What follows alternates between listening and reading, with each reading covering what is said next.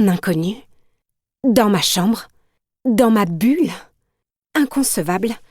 Il me faut moins d'une seconde pour bondir à l'autre bout de la pièce, m'emparer d'un épais livre sur l'étagère et grimper sur le sofa en position de défense, enfeulant comme un chat prêt à bondir.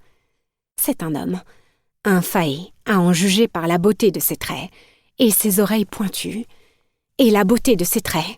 Bon sang, pourquoi doivent-ils être aussi beaux?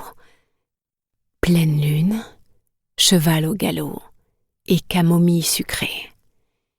Il est grand, très grand, du moins il en a l'air à cette distance, et plutôt élancé. Il porte une chemise ample serrée aux poignets et un pantalon noir.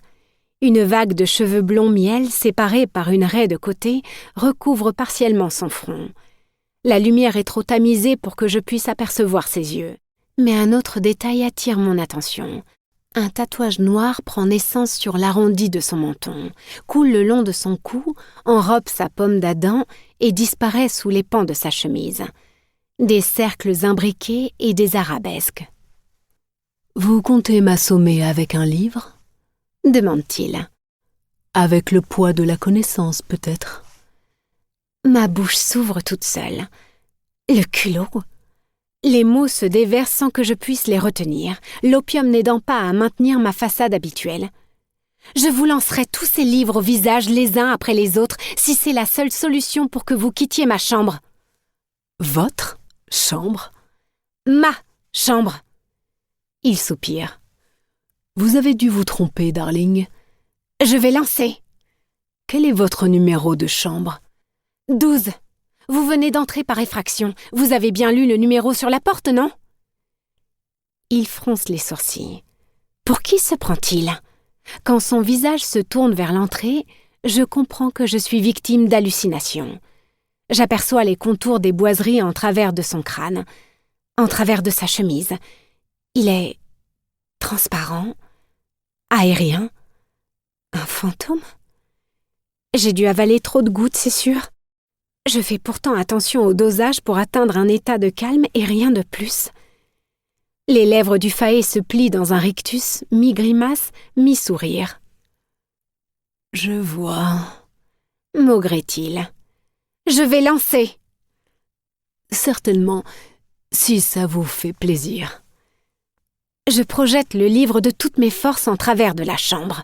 Le faé ne me quitte pas du regard, ne remue pas d'un pouce, et reste parfaitement immobile lorsque le livre...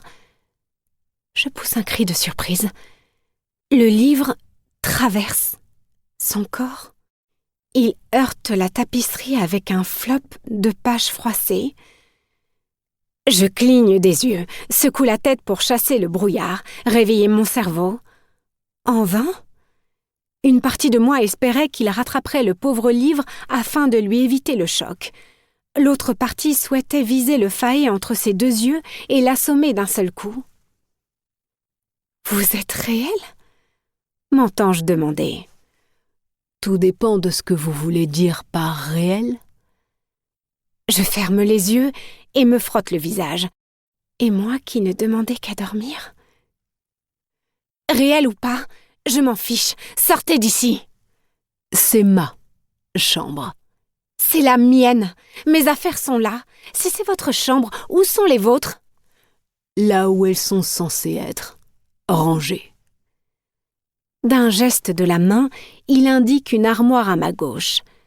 Je deviens très consciente du fait que mes affaires à moi sont déjà éparpillées dans tous les coins, alors que je viens seulement d'arriver. Tout en luttant contre le rouge qui me monte aux joues, je me déplace vers l'armoire pour en ouvrir l'une des portes. Oh! C'est à mon tour de froncer les sourcils.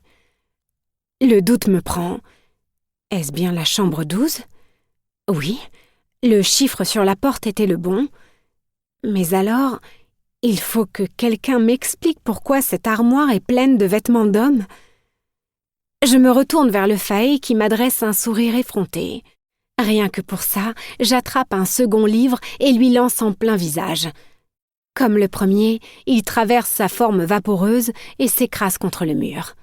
Mon invité surprise grimace à la vue de la couverture malmenée, et je formule une excuse mentale au dieu de la littérature.